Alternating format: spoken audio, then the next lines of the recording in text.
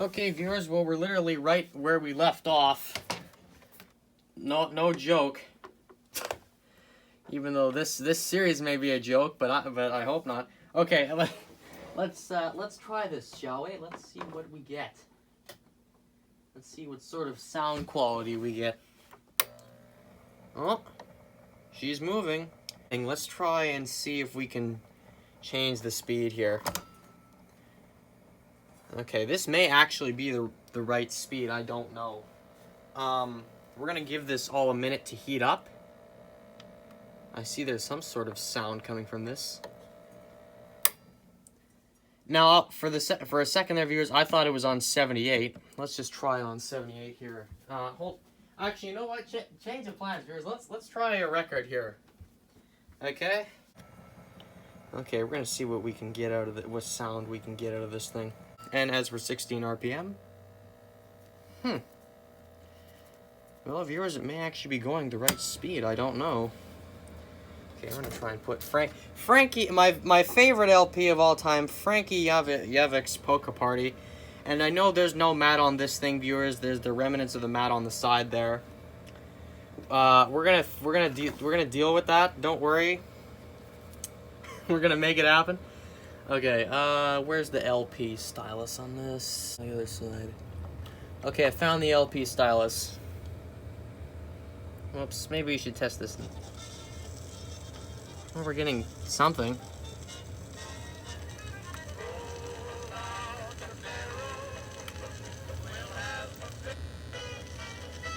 Well, there's basically no sound except for that. But I do believe it is running the right speed, shockingly. Let's try the sound here. Okay, let's try 78. No, this is not Shokrit's Me and My Shadow, by the way, viewers. Here we are almost 2 months later, and I got some very interesting things to show you. After doing some research. After doing research on this, via watching a bunch of radio, TV, phononut videos, we were able to determine what was wrong with the machine and why we were getting so little sound.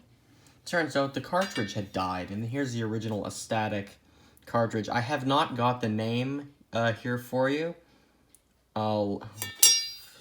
I think it's like the EV60. I'll put the name of the cartridge in the title of the video and whatnot, viewers. So I'm sorry I haven't got the name or the model number right here for you right now.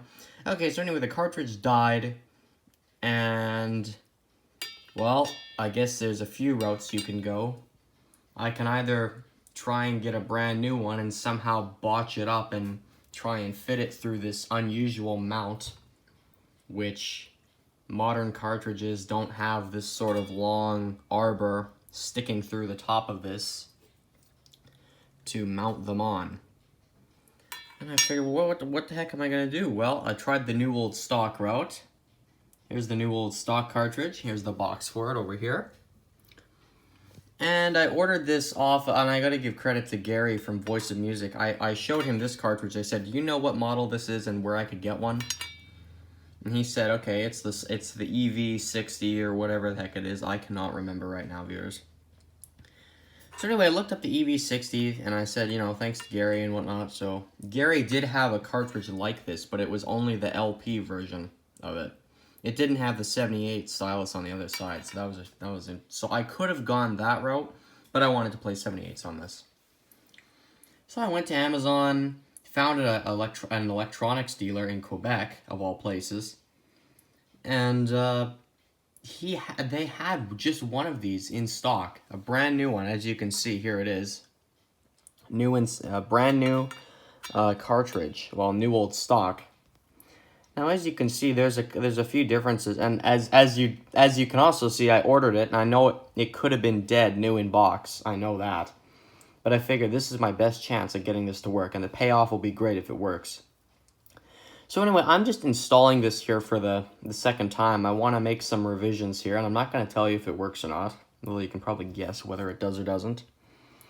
We're gonna make some revisions to this, the way I kind of set this all up. We're gonna add the clips and screws, and I know those are broken grommets, we're not adding those. We're just gonna finish off this player, and we're gonna add this back on and blah blah blah. We're gonna get it all back together and ready for the road, sort of. As road ready as this can be. Now to install one of these cartridges, here let me just get the instructions here, because this came with the instructions.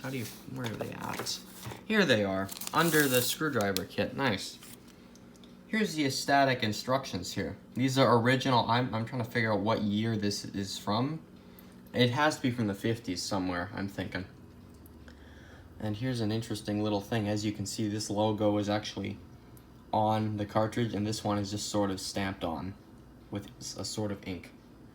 So, who in the heck knows why there's a variation here, I don't know. As you can see, you hook up your cartridge leads. I thought I'd have to mess around with a soldering iron, but I didn't. Those are the original those are the original leads, and you just pop them on here, and you just use a pair of needle nose pliers to get them on there. You gotta be careful though. So anyway, I just pulled them off here and put them on there. I had no soldering involved. That was great. And you do get, by the way, you do get a new pair of cartridge leads in this box. It's under the styrofoam. So in case you don't have any, you do get some. So Astatic was good enough to give you them. Get your cartridge in here, put your washer on, put your spring on, put another washer on, get it through this hole here, and then screw the cap, a little knob on. Now because of the spring, this makes it really kind of complicated, and I don't want to show this procedure on camera. It's not hard, but it is really fiddly because, as I said, this thing has spring tension. So I'll just let everyone have a look at these instructions here first. A little paperwork. Instructions for replacing a Western Electric. I wonder if this was for, interesting. I wonder why they give you like specific instructions for specific cartridges to remove Ronette cartridge. Like, why would they have, like, in this case, I'm just using an Astatic, or this had an Astatic, so who the heck knows. I don't know why they're suggesting specific names here. Actually, does it say on this box what this one is? Here's the back of the box. That doesn't say where it is. I guess the price, I guess they decided to Sharpie that out. Nice.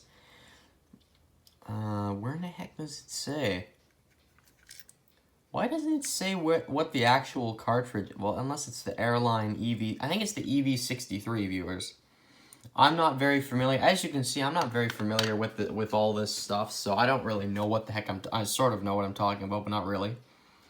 I think it's the EV63, I think that's what this one is. I think that's what this cartridge is called. I thought it was like the CV, well, I don't know what the heck I thought, viewers. Anyway, I'll put it in the title for sure so you can know. So there's the instructions for it. I know, right? Great video. Okay, let's get this installed and do that. So as you can see, you get your spring on this, I don't know if it's an arbor or what exactly you call this, and away you go, and that little screw on the diagram here goes through that hole, okay? So yeah, I can't really show much more of this without making a mess of things. I've just been trying to get this on here. Very fiddly operation. As you can see, there's the cartridge, and here's the little knob with the screw. And yeah, this is all very small stuff. So use caution and make sure nothing goes flying across the room into parts unknown. And then of course it says LP. You can't see it on camera, but this thing does have LP etched into it. And then when you flip it over, by pulling it like that, and I see the Astatic logo go by there, you see the 78 needle, and it says 78 on this side. So there we go, we got it all figured out. To get the amplifier cover, we're not going to film this either. It's kind of precarious getting this cover back on too. Very fiddly work. That's why we're doing it on the floor. So we got it all back together, we put all the clips on. So yada yada yada, we got the screws in their places and things, and away we go again. Okay, one thing that is kind of not quite right about this, there's no turntable mat, and I'm thinking of trying to devise something with felt feet. because I know some of these players did have little felt feet on the turntable instead of a mat. So I may end up doing that with this. Now here's one of the original records that came with this portable, and that's how I got this thing to begin with. It was a 78 sale on a local buy and sell website, and the guy had this portable here too. So if we just drop this on here too, yeah, I know that wasn't a good sound. Okay, let's get this on here. Whoops. Yeah, let's try this again.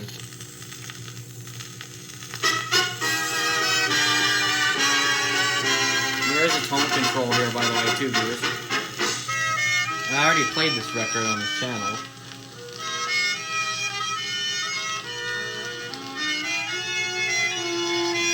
Not too bad.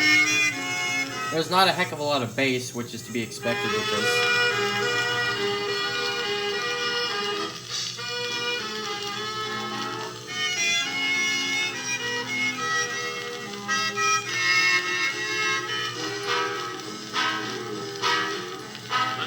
When she starts on her travels, lazily flows from her source. Slowly her length she unravels, twisting and turning her course. Deep in the country she tarries, not knowing which way to go, till the enchantment of Paris beckons her swiftly to flow.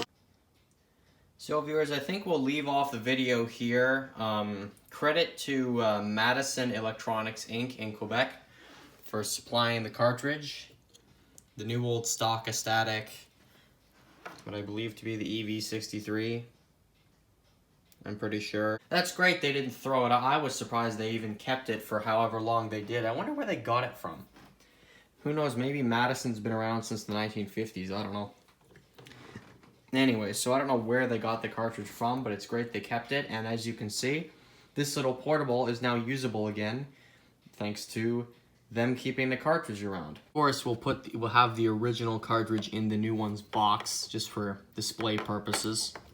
It does look nice in there, doesn't it? There's this little piece of something, that little piece of, I don't know if it's rubber or what that is. I found that during the repair. I don't know if that was in the machine or it just sort of appeared somewhere.